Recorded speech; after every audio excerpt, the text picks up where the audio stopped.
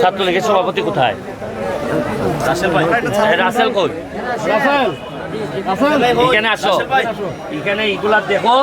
ছাত্রলীগের সভাপতি হিসেবে তোমার কাজ হইল গিয়া প্রধানমন্ত্রীর যে ইচ্ছা, যে নির্ভরশীলতা, এই যে বনজ, এগুলা যে একটা ছোট কিসের মধ্যে পুরা দেড়শ গাছ দেখছো নাকি না সাইডের জায়গা লাগবো?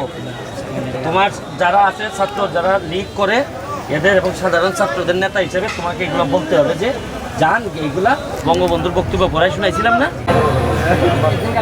এটা শিং মাছ না?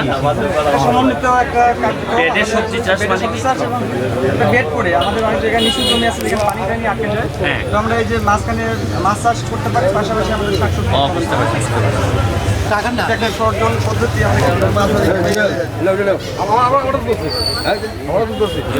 এটা কি?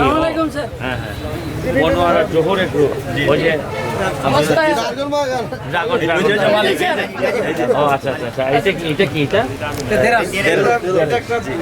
বস্তার মধ্যে আমরা চাইলে বস্তার যে জায়গাগুলোতে জমি ঢেঁড়স, আদা চাষ করা যায়, পাশাপাশি পুঁইশাক, বিভিন্ন সবজি আবাদ করা যায়। আমাদের সমস্যা কি, আমরা মনে করি ঢেঁড়স বানাইতে গেলে মনে হয় 3-4 একর জমি আগে কিনতে হবে। এর জন্য ব্যাংকের লোন লাগবে, এরপরে বলবে যে আমাদের তো লোন দেয় না, এই দেশে কি সরকার কি করে আমাদের লোন দেয় না। কিন্তু এটা যে একটা ছোট বস্তার মধ্যে করা যায়, এই মাথা ব্রেনটাই তার মাথার মধ্যে।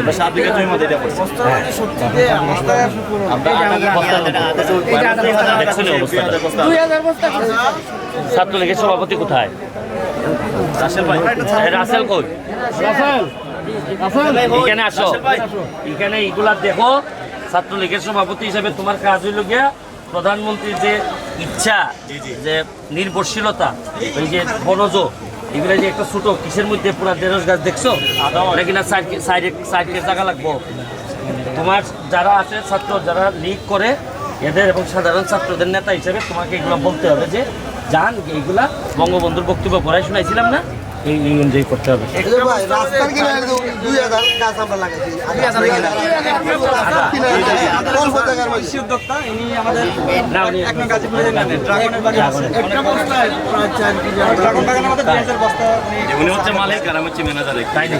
আপনি একদিন আমার সাথে পার্সোনালি একটু দেখা করবেন, আমি আপনার সাথে বসে আমার একটা মাস্টার প্ল্যান করতে চাই এই সব নিয়ে, ঠিক আছে? মোবাইলটা আমি সেলফি স্যার, এই যে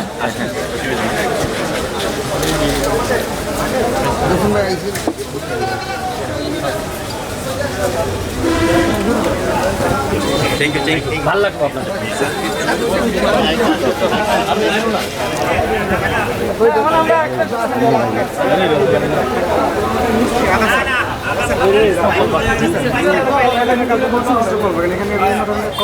একই জমিতে আমরা আবাদ করতে পারি, এটা একটা নমুনা দেওয়া আছে এখানে স্যার। পাশাপাশি ফল বাগানের নিচে যে ছায়াযুক্ত জায়গায় এখানে বসতে আমরা আদা চাষ করতে পারি, আদা করতে পারি, মানে ছায়া হইলেই আদা। হ্যাঁ, তাহলে ফল বাগানের প্রত্যেকটা জায়গা আমাদের কাজে লাগছে। এখানে ফল চাষও হচ্ছে, নিচের জায়গাটা কাজে লাগছে।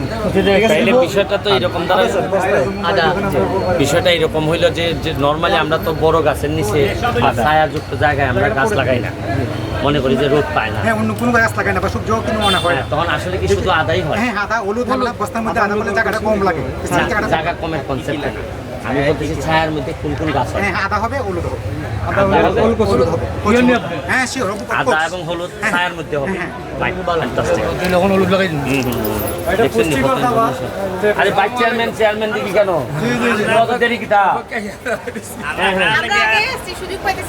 কিন্তু এই প্রোগ্রামে থাকলো না কেন? ওহো, দেখছো এটা কোনো কথা? এটা আমাদের একক ফল বাগানের একটা কার্যক্রম। এটা ফলের চারাক্রম থাকবে। আচ্ছা, একটা নির্দিষ্ট দূরত্ব থাকে। হ্যাঁ, গাজীপুর ইউনিয়নে আমরা আম বাগান করছি, লিচু বাগান করছি, ড্রাগন বাগান করছি। আপনারা ড্রাগন দেখবো, আমার কিছু ড্রাগন তো কেটাই দিছিল, আমি গত বছর লাগাইছি। আমার একজন ভিডিও করে পাঠাইছে যে ড্রাগন ধরছে। হ্যাঁ হ্যাঁ, আমাদের সোনারঘাটে অনেক বিভিন্ন চ্যানেল হয়েছে। এটা আমার একটু আমার গাজীপুর ইউনিয়নে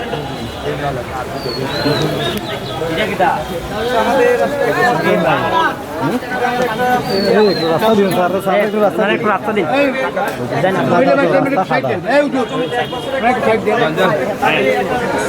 পূর্বে আমাদের চুনারঘাটের যে জমি, আউশ আমন পতিত থাকতো।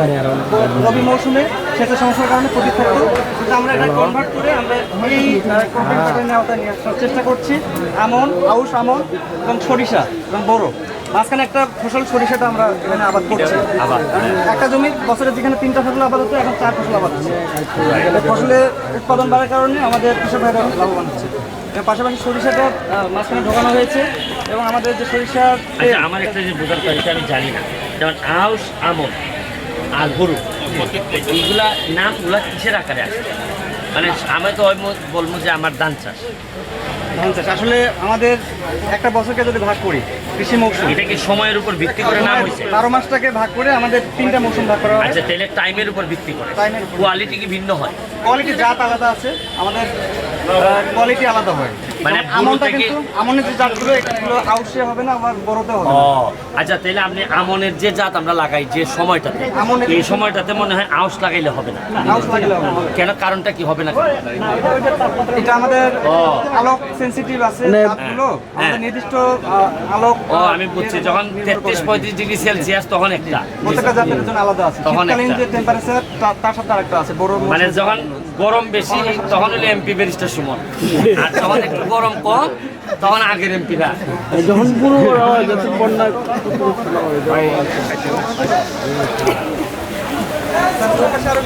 আচ্ছা, যাওয়ার সময় দেখি।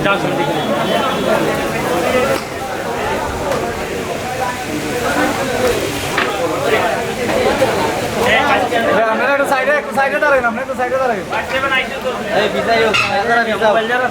মোবাইলগুলো একটু সাইডে পিছিয়ে আমরা ক্যামেরা আমরা শেষ করে